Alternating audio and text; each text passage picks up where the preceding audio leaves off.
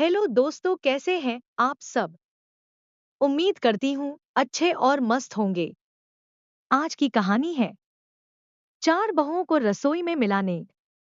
उत्तर प्रदेश के एक बड़े गांव में पांडे हवेली अपनी शान और शौकत के लिए प्रसिद्ध थी। इस हवेली के मालिक रामलाल पांडे थे, जिनका परिवार संयुक्त परिवार की मिसाल था।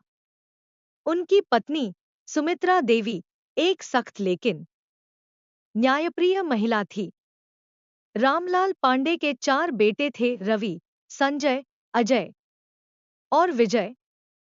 समय के साथ जब चारों बेटों की शादी हुई तो घर में चार बहुएं आईं। संध्या, कविता, निर्मला और गीता। संध्या सबसे बड़ी बहू थी, जो शहर से आई थी।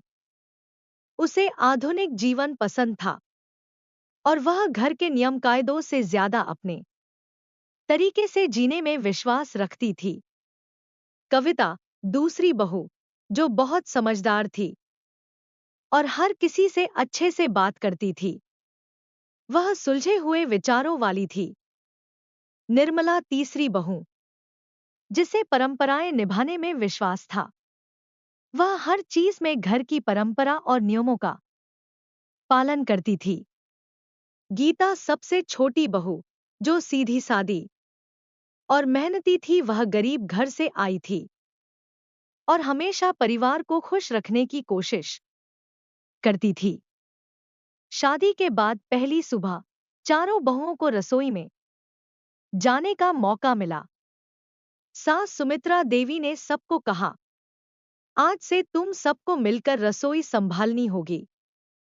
जो जितना मेहनत करेगा उसे उतना ही आशीर्वाद और नेग मिलेगा।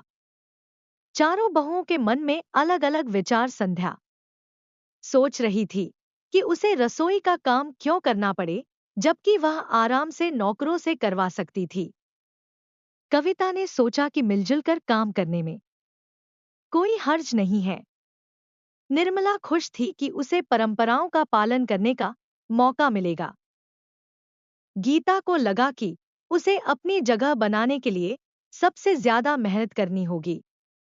सुमित्रा देवी ने पहला काम दिया, पराठे बनाने का। संध्या ने कहा, मैं होटल में ऑर्डर कर दूं, क्यों झंझट मोल लें। कविता ने कहा, नहीं, हम सब मिलकर बनाएंगे, तभी मजा आएगा। निर्मला ने जल्दी से आटा गूंथना शुरू कर दिया। गीता ने चूल्हा जलाया और पराठे सेंकने लगी। जब पराठे तैयार हुए तो संध्या ने देखा कि उसके बिना भी काम हो गया। उसे थोड़ी शर्मिंदगी हुई, लेकिन उसने मन में सोचा, चलो आगे से मैं भी मदद करूंगी। दोस्तों, स्टोरी को पूरा अंत तक जरूर सुनें। यदि आप हमारे चैनल पर नए हैं और अभी तक आपने चैनल को सब्सक्राइब नहीं किया है, तो प्लीज वीडियो को लाइक और चैनल को सब्सक्राइब जरूर कर लें। अभी कर लें, क्योंकि बाद में आप भूल जाएंगे। सुमित्रा देवी ने कहा, आज सबने मेहनत की है, इसलिए सबको 100-100 रुपए का नेग मिलेगा।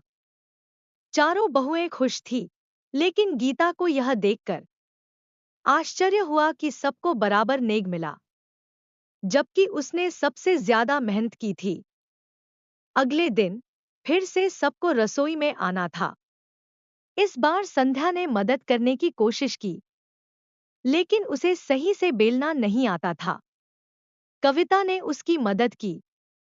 निर्मला ने सब्जी बनाई और गीता ने फिर से सबसे ज्यादा मेहनत की।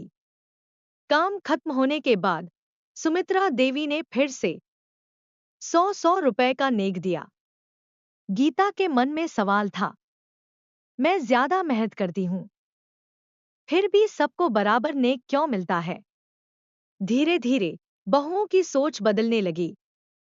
संध्या को समझ में आ गया कि खाना बनाना सिर्फ काम नहीं, बल्कि परिवार को जोड़ने का तरीका है।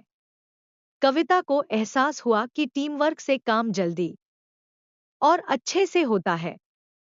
निर्मला ने जाना कि परंपराएं निभाने के साथ साथ व्यवहार भी अच्छा होना चाहिए।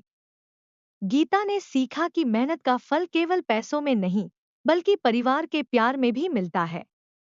एक दिन, जब सब रसोई में काम कर रही थी, तो गीता ने सुमित्रा देवी से पूछा, माँ जी, मैं सबसे ज्यादा काम करती हूँ, फिर भी सबको बराबर नेक क्यों? सुमित्रा देवी मुस्कुराई और बोली, बेटा, नेक सिर्फ पैसे में नहीं होता। नेक का असली मतलब है प्यार, अपनापन और परिवार को एक साथ रखने की खुशी। तुम मेहनती हो, लेकिन जब सब मिलकर काम करते हैं, तो परिवार मजबूत बनता है। उस दिन गीता ने समझ लिया कि असली नेक पैसों में नहीं, बल्कि रिश्तों की मिठास में है। समय के साथ चारों बहुओं ने मिलकर काम करना सीख लिया। वे अब समझ गई थी कि रसोई सिर्फ खाना बनाने की जगह नहीं, बल्कि परिवार को जोड़ने का माध्यम भी है। अब संध्या भी रसोई में आती थी। कविता अपने मधुर व्यवहार से सबको जोड़कर रखती थी। निर्मला अपनी परंपराओं को निभाते हुए भी बदलाव को स्वीकार कर चुकी थी। और गीता सबसे खुश थी, क्योंकि उसे अब समझ आ गया था कि असली नेक प्यार और सम्मान होता है। परिवार में सच्चा नेक पैसे से नहीं, बल्कि आपसी सहयोग और प्रेम से मिलता है। जब सब मिलकर काम करते हैं, तो घर सिर्फ एक इमारत नहीं, बल्कि खुशियों का मंदिर बन जाता है। प्यारे दोस्तों, यह कहानी यहीं पर समाप्त होती है। आपको यह कहानी कैसी लगी? कमेंट बॉक्स में जरूर बताएं। अगर आपको हमारी ये कहानी पसंद आई हो, तो कृपया हमारे वीडियो को लाइक, शेयर और चैनल को प्लीज सब्सक्राइब जरूर कर लें। इससे हमें मोटिवेशन मिलता है और आप तक ऐसी ही प्रेरणादायक और मजेदार कहानियां सबसे पहले पहुंचती रहेगी। प्यारे दोस्तों, नमस्कार।